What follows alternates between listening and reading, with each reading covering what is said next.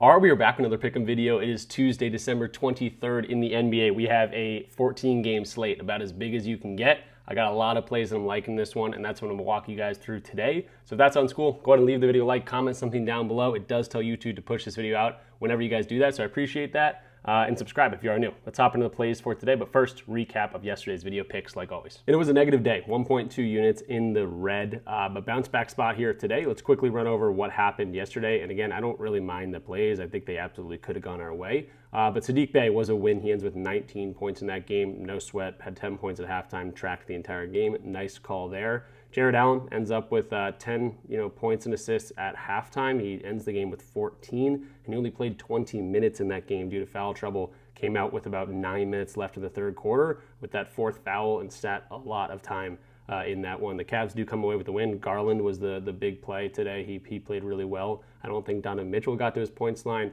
But yeah, Jared Allen, foul trouble. That's going to burn some plays. And unfortunately, just missed there. And then Lauri Markkanen, I don't know what the Jazz are doing. This guy coming off a groin injury. They're down by 20, 25 the entire game, practically the first quarter on. Never got close.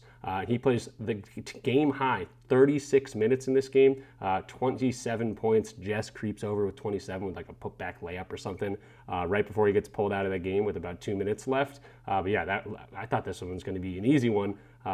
Dudes, that they have a huge trade value in, that they have a lot of invested in, and he's coming off an injury, a groin injury specifically, and they let him play 36 minutes in a 25-point loss. I don't know. Maybe I'm just mad because he didn't stay under, but that one looked very, very good throughout the entire game until it wasn't. So not horrible plays. We're going to try to get green today, and we got more plays than 3 today, probably 5 play day. So buckle your seatbelts, let's get into the plays, and I'm really, really liking the slate. Of course, 14 games, nothing better than that. So hopping into Props Madness like we always do, gonna let this tool kind of speak for itself. They have so many filters, great visuals, the aggregation of data is insane, and you're just gonna see how powerful it is. If you wanna check it out for yourself, there's a link in the description down below, 25% off your first month using my link. But let's start with Tari Eason. 7.5 points is the line, has just come off a time where he missed a whole bunch of time.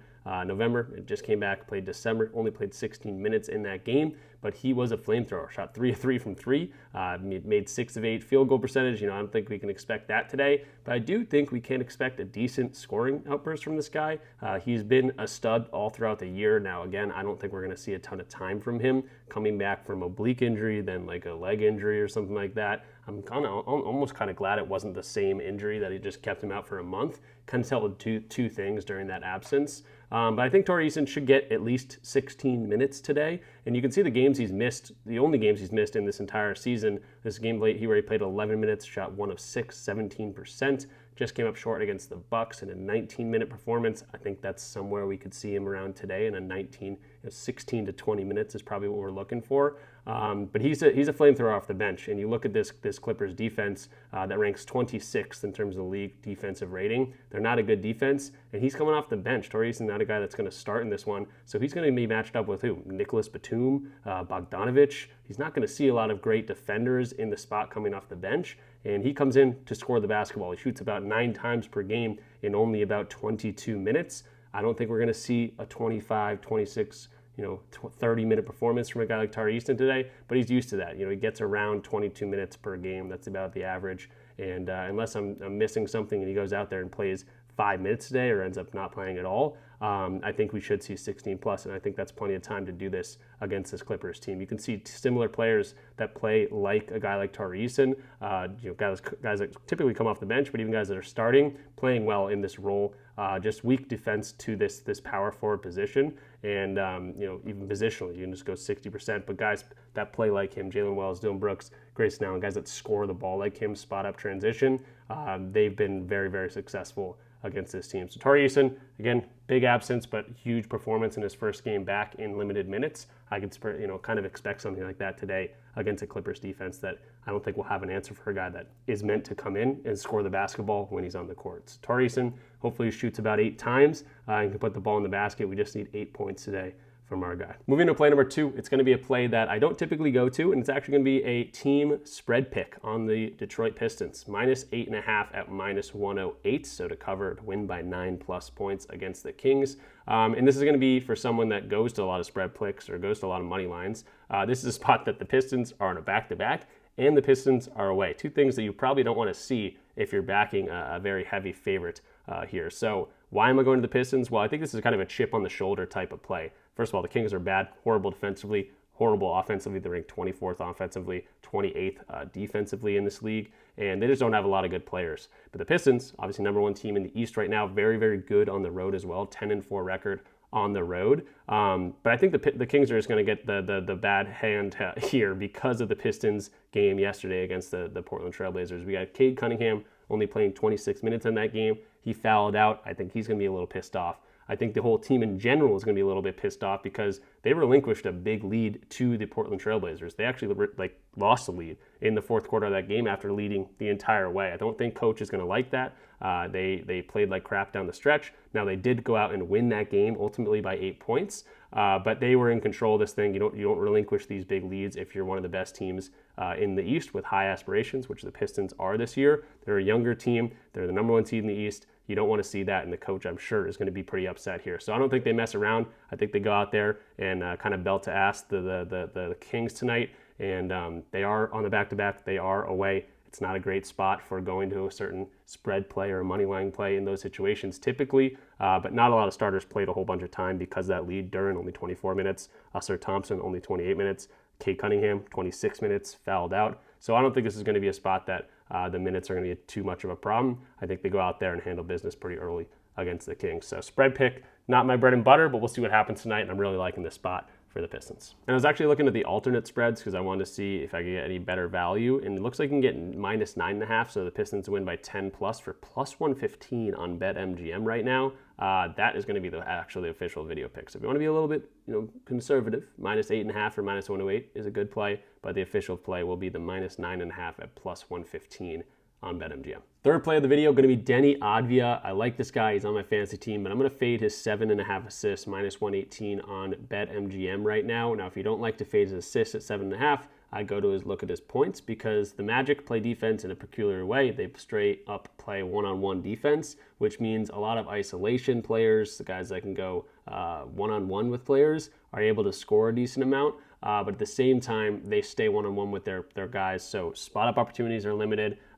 Guys going to the rim is a little bit limited. They got to use a lot of more pick and roll and things like that. And Deni Avdija, a lot of his do come at the rim, which is about 14th ranked for the Magic right now, but a lot of them do come, most of them actually come from above the break threes. They do not allow a whole bunch of three-pointers made off assists this year. You can see Josh Hart, Mikal Bridges, Josh Hart again, Jaylen Brown. Not a lot of these guys are going over their assist line, and a lot of them aren't even close for their assist line because they can score the ball against this type of team because they're playing one-on-one. Guys that don't rely on spot-up opportunities. You can see how Deni scores the ball. Free throws, sure, he does get a lot of spot-ups, but he's kind of a dynamic player. Also gets 17% of transition, pick and roll ball handling, isolation. He gets a lot of his different points in different ways. And guys similar to him, Dylan Harper, Giddey, Sexton, a lot of these guys are crushing their lines against this particular team. So I like Deni Avdija in this spot. He could score some points.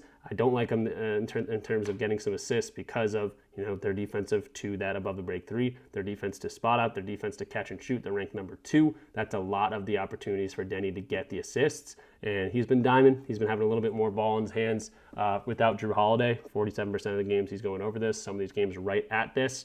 But I think it's a difficult spot for them. They're going to play one-on-one defense.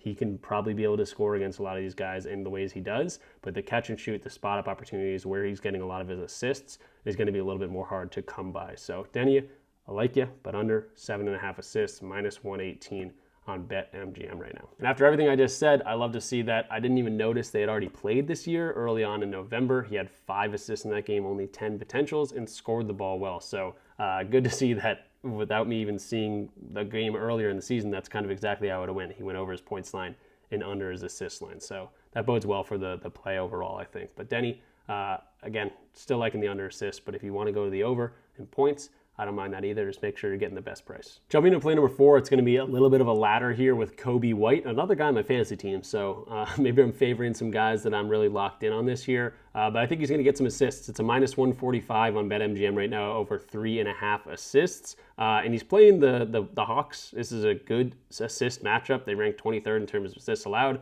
He gets a lot of his assists right at the rim. We can see positionally 67% 67% of players in his position, so like point guards, shooting guards, are going over their lines, especially recently. So I don't mind the spot at all. They're actually fully healthy too, with Trey Jones in the lineup, with Giddey in the lineup, with I would assume all these guards in the lineup. He's been over every single game so far this year, and he plays actually a little bit more in that time as well, 31 minutes versus 29 minutes. This is a 4-point spread. I think he's going to get a lot of time in the court. So I don't know what's going on with this line. It's actually a little bit weird. You can actually see entire year that he's played these guys head-to-head. Did play these guys once. He had 5 assists, but all time, he's been over in 8 of 9 games, usually getting 5 or more. So that's why I'm going to ladder this also up to 4.5 assists. For plus 128, I think is the best value right now. Plus 128 on FanDuel. So I'm going to play the 3.5 assists. It's juiced minus 145 on BetMGM, but I'm going to play the plus 128 4.5 line for his assists as well. So Coby White, I don't know why this line is so low. It seems a little bit weird, but he's been able to get this line pretty consistently all throughout the season with all the guys playing and everything like that. In a good matchup to get some assists right at the rim. So I don't know. This is a weird one for me. I'll pay the juice at 3.5 just to kind of hopefully guarantee a win here. There's no guarantees, but it looks very, very good. And then I'll play the 4.5 to kind of reduce that juice for the plus 128. So you'll see that in the recap. Hopefully that wasn't too confusing. But Coby White, I like his team to get 4 assists and 5 assists today, pretty much what I'm saying. And before we jump into the last pick of the video, I want to introduce my new partner, Pickett. If you're not on Pickett, if you're not tracking all of your plays like I have been the past year, all time, you don't know if you're a profitable sports bettor or not, and you might just be throwing the money away. So definitely check out Pickett. When you sign up using my code RichPicks, there's a link in the description down below. You're going to get $3 or $100 just into your Venmo account, into your PayPal account, whatever it is, just by signing up using my code. It's completely free to use. And again, you want to be tracking all your plays if you're profitable, where you're doing well, where you're doing poorly, and Pickett is the perfect thing for that. I've shown off their mobile app all the time. The mobile app is great. And again, you can sign up using my code in the description down below. You want to know if you're profitable or not. Because if you're not, you got to change some things up. But seriously, check out Pickett. If you're not already on it, it's completely free to sign up. You're going to get $3 to $100 or $3 or $100 when signing up using my code. Just link a sportsbook that you've been using that has at least 10 plays on it. That's literally it. Free to use. You want to be tracking your plays anyway. Pickett is freaking awesome. The best tracking app out there by far. Moving into the 5th and final play here, we're going to go to a guy that made history yesterday. Fastest player to 100 threes, I believe it was, Knippel. Now he's got the Washington Wizards in a textbook matchup to put the ball in the basket. I'm going to go to his points and assists, 24.5 points and assists for Knippel. He's actually been a low-key distributor the past few weeks now. But yeah, I'm liking the spot for him. He's been very good this season, probably the second best rookie behind Cooper Flagg, and even maybe a little bit more consistent than Cooper Flagg. He's been putting the ball in the basket, and this is a great matchup for anyone to score the ball. The Wizards just suck on defense overall, but for a guy like Knippel, a guy that just made history on three-pointers, why not continue shooting them, hitting it at a good clip? They rank 30th in terms of catch and shoot. 54% of his shots come in those instances. 47% of his shots come from above the break threes. They rank 29th there. Spot up, transition, pick and roll ball handling, pick and roll big man. Any way this guy scores the ball, he is in a good matchup here against the Washington Wizards. It's a back-to-back situation. He's a younger guy, so I'm not too worried about him. But we might see guys like LaMelo Ball, Brandon Miller, even Miles Bridges. Anyone getting pulled out of this game is going to be a bonus for a guy like Knippel to just get more touches and more opportunities. But even if they do play, LaMelo Ball, a good guy that can set up a guy like Knippel on the three-point line, and hopefully he's just striping him again like he kind of has been. Even against difficult teams, he's been right there the past few games. So this guy's just been a stud. Without Colin Sexton, he's been getting over this line 62% of games. And this is just, again, textbook matchup. Very, very easy matchup for a lot of players to score the ball. 5.5 point spread, so hopefully it stays close. Hopefully it gets a ton of minutes. And Knippel, just beast mode. He's been great this season, fun to watch. And if you want to just look at his threes, you can ladder up his threes, to be totally honest. 3.5 is at minus 136 or minus 130 even at BetMGM. And you could look at 4+, even 5+ if you wanted to get a little fancy with it. But I'm just going to stick with the points and assists for him. He's been great, and I love this spot for him. So that'll do it for me in this one. Real quick recap of what we talked about. In this one, we'll just talk from the bottom up because we just talked about Knippel. Over his points and assists, 24.5, minus 120 on BetMGM. Very BetMGM heavy day. That just happens sometimes. I think BetMGM's just being silly with their lines, and I'm going to attack that. But then we have Coby White over his assists, 3.5 juiced at minus 145. We'll put a unit on that. But we're also going to take his 4.5 at plus 128 on FanDuel. That means if we win both, we'll win about a unit. So 1.25 units on some Kobe White assists. Then we're taking a look at Denny Advia's assists as well. 7.5. We're looking at the under though, minus 118 on BetMGM. I think he's got a great opportunity to score. It's just kind of the way the Magic play defense. Good opportunity for him to score. Bad opportunity for him to get some assists because of their catch and shoot defense, their one-on-one defense, their spot-up defense, whatever it is. It's just not a great spot for him. And it's pretty high line for a guy like Denny. Detroit Pistons spread, not something I go to typically, but I like this spot for him. Horrible ending to that game against the Trailblazers. They do end up winning that thing, but coach doesn't want to see you losing 20 plus point leads in the fourth quarter. He's probably pissed off, and they're going to come in here, hopefully, and handle business pretty easily. That's a plus 115 payout on them winning by 10 plus. And then Tari Eason, over 7.5 points, BetMGM as well, and just need to put the ball in the basket. He's not going to get too much time in the court, but he's kind of a flamethrower, and he's got a really good spot here against the Clippers, who positionally don't have very much defense for him, especially off the bench. So that'll do it for me in this one. Thank you guys for watching. If you want access to all my plays, because I'm going to be sending out a lot of them today, link in the description down below for my Discord community. It's a really fun community. You get access to me, all my plays, and other people, like-minded people. There's a chat and everything. Very, very fun, on top of getting access to all my plays and some other guys' plays out there. Opium, Pizza Poppy, guys that really know what they're doing within my Discord community. They share slips as well. Check out Pickett if you want to be tracking all your plays. It's literally a no-brainer. You use my code down below. It is free to sign up for Pickett. All you got to do is sync your sports books. You want to know how well you're doing anyway, and it just does everything automatically. And when you do that, using my code RichPicks, sync one of your sports books, you're going to get $3 or $100. Just Venmo or PayPal to you. No-brainer. And then check out Props Madness. That was a tool I was using all throughout the video. We've been using it all throughout the entire year, last year even, and it's where I can show you guys just the reasons I like the play that I'm going to. So that will do it for me. I will not see you guys tomorrow because it's Christmas Eve and there's no games, but maybe I will upload my Christmas Day video later in the day on Christmas Eve. I don't know just yet, but Merry Christmas, everyone. Have a happy holidays. Enjoy family time and all those things. I just took my vacation a little bit ago, so I'm going to be going through the holidays. So you should expect to see my face every single day, pretty much from here till the end of the season for the NBA. So I'll see you guys in the next one. Good luck with all your plays. Good luck with all your bets. Happy holidays. And yeah, check out all the links in the description down below. Really helps me out. Peace.